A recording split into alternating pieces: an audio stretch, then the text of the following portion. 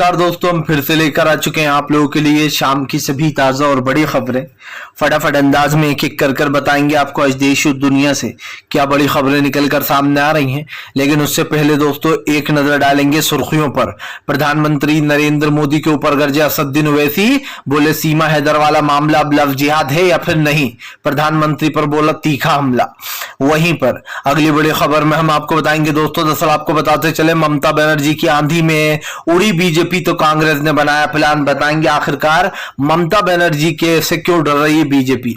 वहीं पर अगली बड़ी खबर में हम आपको बताएंगे दोस्तों, दरअसल आपको बताते चले आम आदमी पार्टी को जो है विपक्षी एकता से एक दिन पहले डिनर पर भी इनवाइट किया है सोनिया गांधी ने।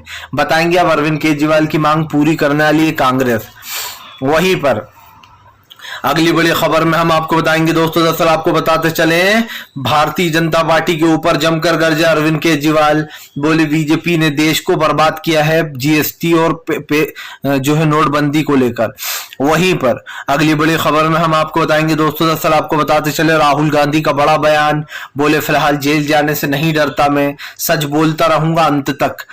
वहीं पर अगली बड़ी खबर में हम आपको बताएंगे दोस्तों, ममता बनर्जी की बीजेपी को चेतावनी, अगर बंगाल में आओगे तो हम भी मणिपुर में जाएंगे। अब बंगाल वर्सेस मणिपुर हो गया है। वहीं पर अगली बड़ी खबर में हम आपको बताएंगे दोस्तों, दरअसल आपको बताते चले समाजवादी पार्टी के प्रवक्ता का बीजेपी के ऊपर बड़ा हमला, बोले देश ने एक पीएम को नहीं बल्कि रेडियो को चुन लिया है जो आए दिन मन की बात करते रहते हैं। वहीं पर अगली बड़ी खबर में हम आपको बताएंगे दोस्तों, दरअसल आपको बताते दिल्ली में बाढ़ का खतरा, उत्तराखंड और हिमाचल भी हुए बर्बाद। बताएंगे क्या है ये पूरा मामला। वहीं पर अगली बड़ी खबर में हम आपको बताएंगे प्रधानमंत्री नरेंद्र मोदी के ऊपर जमकर गरजी सुप्रिया श्रीनेत, बोले फिलहाल बचा रहे ब्रिजभूषण को प्रधानमंत्री नरेंद्र मोदी। आपको बता दें ब्रिजभूषण के खिलाफ सारे सबूत है, उसके बावजूद भी वो खुला घूम रहा है, तो आप अच्छे समझ सकते हैं हो क्या रहा है, इसके बारे में भी बताएंगे। तो तमाम खबरें दोस्तों फटाफट अंदाज में देंगे, एक एक कर देंगे। फिलहाल चलिए बढ़ते हैं सबसे पहली और सबसे बड़ी खबर की ओर। दरअसल दोस्तों आपको बताते चले प्रधानमंत्री नरेंद्र मोदी के ऊपर गरजे असदुद्दीन ओवैसी, बोले क्या सीमा हैदर वाला मामला लव जिहाद है या फिर नहीं। आपको बताते चले दोस्तों बीजेपी अपना दोहरा चरित्र अपनाती है। अगर कोई मुस्लिम व्यक्ति किसी हिंदू लड़की से शादी कर ले तो ये लोग उसको लव जिहाद बरकरार दे देते हैं, लेकिन अगर कोई मुस्लिम लड़की किसी हिंदू से शादी कर ले तो इनके हिसाब से वो लव जिहाद नहीं है। लेकिन अगर मुस्लिम लड़का किसी हिंदू लड़की से शादी कर ले तो वो इनके हिसाब से लव जिहाद होता है। सब जानते हैं दोस्तों कि प्यार में कोई भी जो है जात पात धर्म मजहब ये नहीं देखता जब प्यार किसी से होता है तो। लेकिन बीजेपी इस चीज को भी जो है यहाँ पर धर्म के उसमें ले आई है। अब आपको बता दें ओवैसी ने बीजेपी के ऊपर हम निशाना साधा। आपको पता होगा पाकिस्तान से आई एक महिला सीमा हैदर, जिसकी चर्चा आजकल जगह जगह सोशल मीडिया पर भी है। उसने जो है यहाँ पर एक हिंदू व्यक्ति से जो पबजी खेलते खेलते उनसे प्यार हो गया और यहाँ आकर उनसे एक तरीके से शादी कर ली है, मान सकते हैं हम। तो कहीं ना कहीं वो उनके साथ हो गई और पाकिस्तान छोड़कर आ गई नेपाल के जरिए। लेकिन सवाल ये उठता है दोस्तों कि पाकिस्तान से वो नेपाल के रास्ते कैसे आई। ये बहुत बड़ा बात है। ओवैसी ने कहा, इसके बारे में गृह मंत्री अमित शाह का क्या कहना है। ओवैसी ने पूछा कि ओवैसी ने कहा कि बीजेपी का दोहरा चरित्र है। एक तरफ वो लव जिहाद की बात करती है, यूसीसी की बात करती है कि हम यूसीसी लागू करेंगे, एक देश में दो कानून नहीं चलेंगे। ओवैसी ने कहा कि एक देश में अब दो कानून चल रहा है, इसके बारे में क्या कहना है पीएम नरेंद्र मोदी का। या तो आप यूसीसी पर बात करते हैं या फिर सीमा हैदर पर जो है बीजेपी चुप है। लेकिन सवाल वही है दोस्तों कि अगर कोई मुस्लिम लड़का हिंदू लड़की से शादी कर लेता है तो लव जिहाद हो जाता है, लेकिन मुस्लिम लड़की अगर हिंदू से शादी कर ले तो लव जिहाद नहीं है। ये कैसा दोहरा कानून है। आप खुद ही यूसीसी की बात करते हो, यानी कि यूनिफॉर्म सिविल कोड की, और दूसरी तरफ खुद ही कानून की धज्जियां भी उड़ा देते हो आप। तो जाहिर सी बात है जब आप खुद ही रूल्स ब्रेक करोगे तो फिर सामने वाला तो रूल्स ब्रेक करेगी ही जनता। जब खुद ही खुद के रूल्स फॉलो नहीं कर पा रहा हो तो जनता क्यों फॉलो करे। ओवैसी ने जमकर खरी खोटी सुनाई और यहाँ पर एक बात साफ कही कि यूनिफॉर्म सिविल कोड सिर्फ बीजेपी के दिमाग का फितूर है। उन्होंने कहा सबसे ज्यादा नुकसान इससे हिंदू भाई बहनों को होगा, क्योंकि यूसीसी आने के बाद उनके सारे अधिकार छिन जाएंगे, उनसे आरक्षण छिन जाएगा। क्योंकि जाहिर सी बात है दोस्तों बीजेपी दलित पिछड़ों हिंदू भाइयों का सबका आरक्षण छीनना चाहती रही है। यूसीसी का मतलब ही ये है, एक देश एक कानून, इसका मतलब आरक्षण भी खत्म हो जाएगा। फिलहाल चलिए बढ़ते हैं एक और अगली बिग ब्रेकिंग की तरफ। बता दोस्तों अगली जो बड़ी खबर निकल कर आ रही है, आपको बताते चले दोस्तों, ममता बनर्जी की आंधी में उड़ी बीजेपी, तो ममता बनर्जी हो गई बीजेपी से दो हाथ करने को तैयार। दरअसल आपको बताते चले, पंचायत चुनाव में ममता बनर्जी का परचम लहराया है। पश्चिम बंगाल में सबसे ज्यादा सीटें जीतकर ममता बनर्जी ने एक बार फिर से सबको चौंका दिया। यही नहीं दोस्तों, मुस्लिम वोटरों ने कमाल कर दिया। मुस्लिम वोटरों ने सबसे ज्यादा ममता बनर्जी को वोट डाले। बंगाल में एक चीज तो है, एक चीज की तारीफ करना पड़ेगी कि हिंदू और मुस्लिम भाई एकजुट होकर वोट देते हैं, और यही कारण है जो ममता बनर्जी को भारी जीत मिलती है। तमाम मुस्लिम जितने भी पश्चिम बंगाल में, वो ना कांग्रेस की तरफ जाते हैं ना बीजेपी की तरफ जाते हैं, वो एकजुट होकर ममता बनर्जी को वोट देते हैं। ऐसे ही दोस्तों 2024 में भी होना चाहिए, सबको एकजुट होकर हिंदू और मुस्लिम भाइयों को कांग्रेस को वोट देना चाहिए ताकि सत्ता में कांग्रेस आए। ये मैं इसलिए कह रहा हूं दोस्तों क्योंकि 10 साल हो चुके हैं, बीजेपी ने कोई ऐसा झंडा नहीं गाड़ा जिसके लिए हम बीजेपी की तारीफ कर दे कि उन्होंने 10 साल में अच्छा काम किया है। महंगाई बढ़ती जा रही है, गरीबी, बेरोजगारी, देखिए जिसके पास थोड़ा बहुत भी पैसा से तो कोई प्रॉब्लम नहीं है। हम हमारी बात करें तो मान लीजिए हम तो किसी तरीके से वो कर लेंगे अफोर्ड, लेकिन दोस्तों जो बेचारा गरीब इंसान है, जो मजदूर है, किसान है, वो कैसे अफोर्ड करेगा इतनी महंगाई को? आप समझिए, वो इंसान अफोर्ड नहीं कर सकता है। और आपने देखा होगा ज्यादातर हमारे इंडिया में मिडिल क्लास लोग ज्यादा हैं। अब मिडिल क्लास लोग दोस्तों महंगाई से जूझे, बच्चों की फीस भरें, घर का राशन भरे, या फिर खुद पर ध्यान दे। आप समझ सकते हैं, ना सेविंग हो रही है, ना ही जो है पढ़ाई के लिए पैसा निकल रहा है, और ना ही जो है महंगाई कम हो रही है। तो सरकार की नाकामी 10 साल की आपके सामने ही है। इसीलिए कहीं ना कहीं ममता बनर्जी बीजेपी के ऊपर 2 गुनी स्पीड से हमलावर हैं। चलिए बढ़ते हैं एक और अगली बिग ब्रेकिंग की तरफ।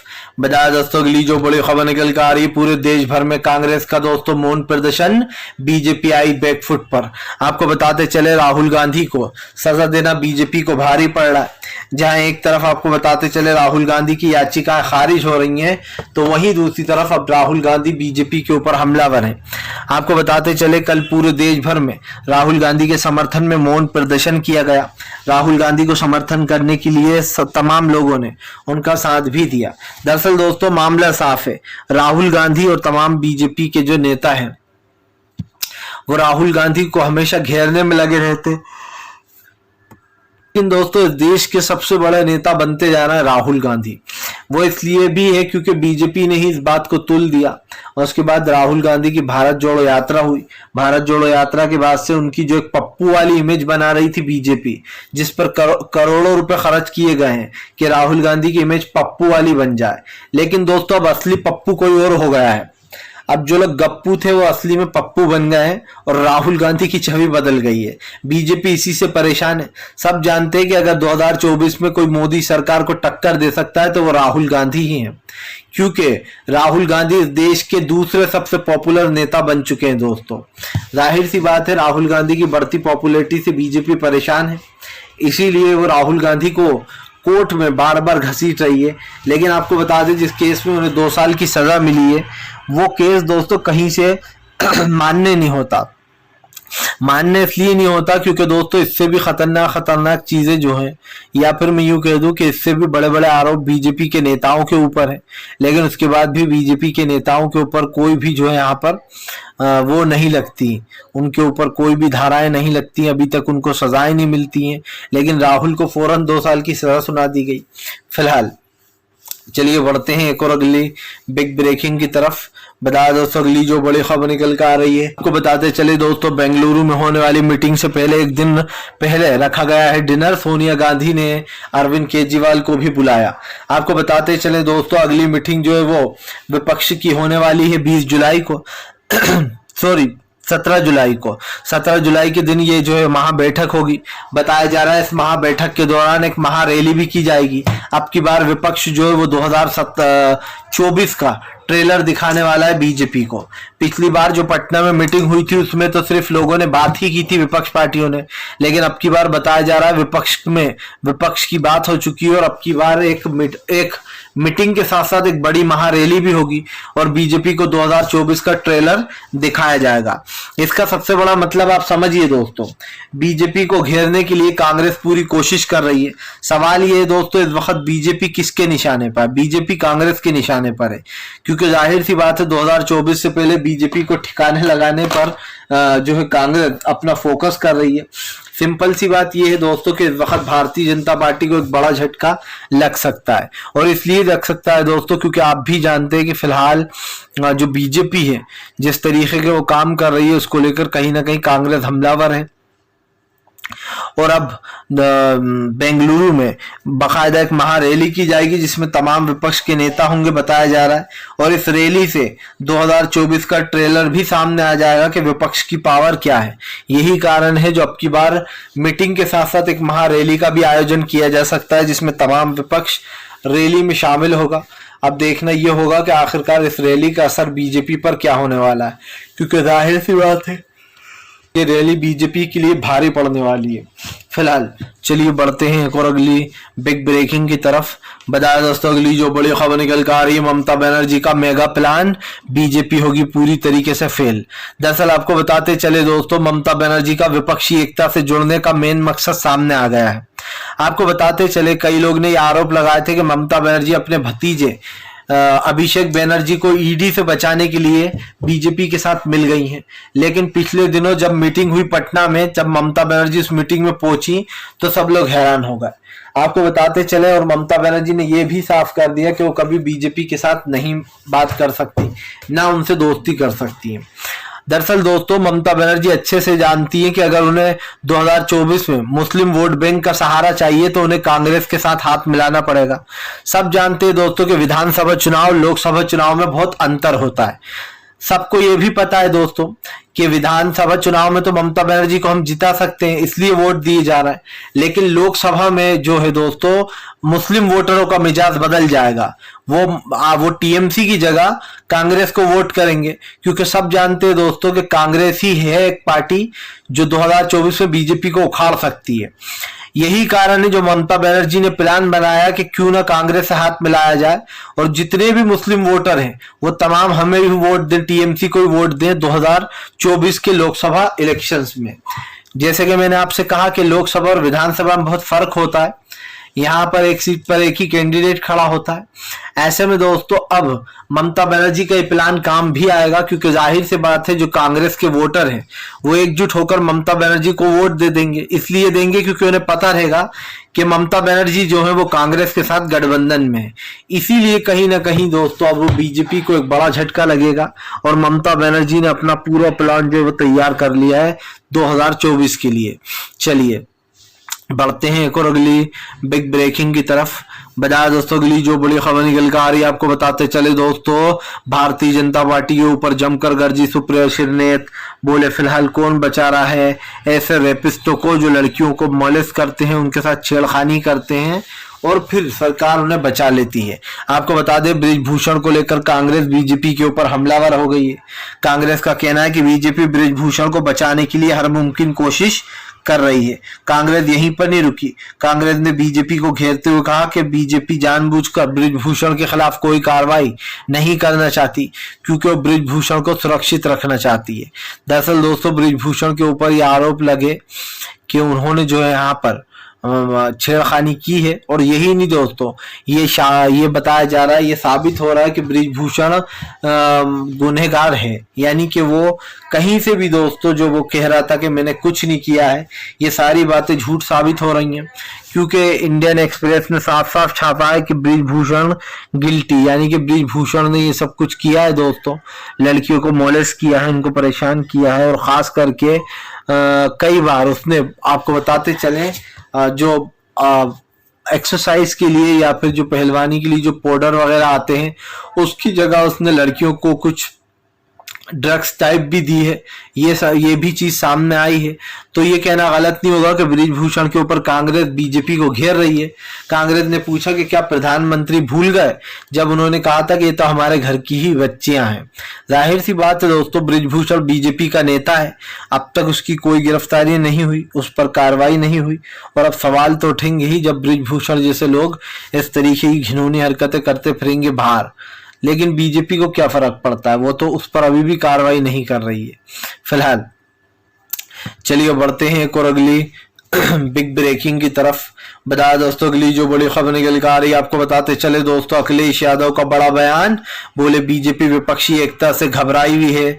बीजेपी को पता है कि वो 2024 में सत्ता से वापस जा रही है, बनेगी गठबंधन की सरकार। आपको बताते चले दोस्तों, गठबंधन की सरकार बनाने में तमाम विपक्ष एकजुट हो गया है।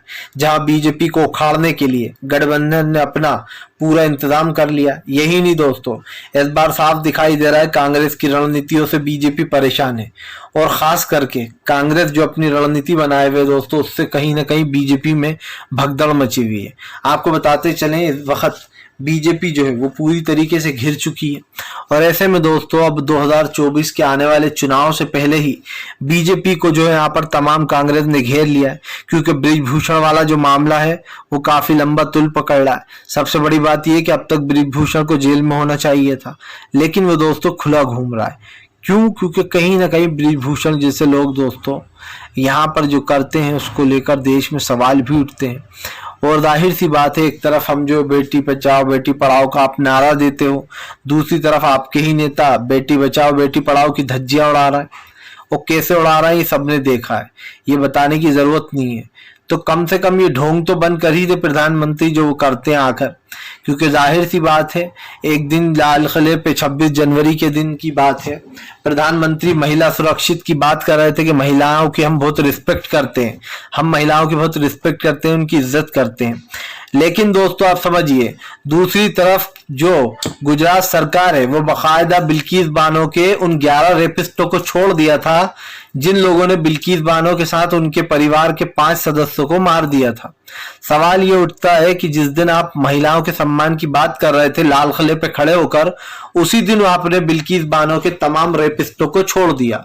तो सवाल ये उठता है कि जब आप खुद ही रेपिस्टों को खुला छोड़ रहे हो, तो फिर देश की जो लड़कियां हैं, महिलाएं, वो सुरक्षित कैसे रहेंगी? ये सवाल तो उठना चाहिए।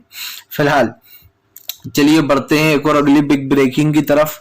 बताया दोस्तों, अगली जो बड़ी खबर निकल कर आ रही है आपको बताते चले दोस्तों, प्रधानमंत्री नरेंद्र मोदी के ऊपर जमकर गरजते हुए नजर आए मल्लिकार्जुन खड़गे, बोले हम उठाएंगे मानसून सत्र में मुद्दा। दरअसल दोस्तों 20 जुलाई से मानसून सत्र यानी कि संसद की शुरुआत होने वाली है। मानसून सत्र की शुरुआत हो गई है और 20 जुलाई से संसद लगेगा। आपको बता दें, तमाम विपक्ष ने अपने मुद्दे तय कर लिए कि किन मुद्दों पर बीजेपी को संसद में घेरा जाएगा। लेकिन संसद के घेराव से पहले ही एक चीज निकलकर सामने आई है, जहां पर मल्लिकार्जुन खड़गे ने कहा है कि वो यूसीसी पर अपनी बात रखेंगे, और वो यूसीसी यानी कि यूनिफॉर्म सिविल कोड पर मुस्लिम पक्ष का साथ देंगे। आपको बताते चलें, यहां पर कांग्रेस ने सीधा अपना रुख कर दिया कि वो यूसीसी बिल यानी कि यूनिफॉर्म सिविल कोड पर मुस्लिमों का साथ देगी और इस मुद्दे को जो है संसद में उठाएगी। यानी कि बीजेपी को बायकॉट कर दिया उन्होंने कि हम यूसीसी में बीजेपी को सपोर्ट नहीं करेंगे, क्योंकि दोस्तों यूसीसी में काफी खामियां होंगी। यूसीसी बिल लागू करने से पहले बीजेपी को यह भी नहीं पता कि इसमें कानून क्या क्या लिखे गए। बस बीजेपी आए और उसने जो है मुंह उठाकर हिला दिया। लेकिन जाहिर सी बात है, इस प्रोजेक्ट को जिसने जो है तैयार किया उसे तो पता होगा, पर सवाल वही है दोस्तों कि फिलहाल यूनिफॉर्म सिविल कोड को लेकर बीजेपी जो इतनी उतावली हो रही है, उसको दोस्तों मुंह की भी खानी पड़ेगी। क्योंकि जाहिर सी बात है, यूनिफॉर्म सिविल कोड लाओगे आप तो मुस्लिम, हिंदू भाई, सिख, ईसाई जितने भी धर्म के लोग हैं वो सभी बीजेपी से खफा हो जाएंगे और बीजेपी को सत्ता से उठाकर बाहर भी फेंक दिया जाएगा। लेकिन दोस्तों यहाँ पर बीजेपी की मनमानी अब नहीं चलेगी, क्योंकि देश की जनता ने तो सोच लिया कि फिलहाल भारतीय जनता पार्टी एक देश विरोधी सरकार बन चुकी है, जो देश में दोस्तों अटकलें लगा रही है। जाहिर सी बात है, अगर देश के किसी विकास की आप बात करते हो तो आपको उस चीज पर ध्यान भी रखना चाहिए। लेकिन सरकार जो है वो पूरी तरीके से फेल है। वीडियो अच्छा लगे तो कृपया इसको लाइक कीजिएगा, चैनल पर पहली बार आए सब्सक्राइब भी करिए दोस्तों, ताकि इस तरीके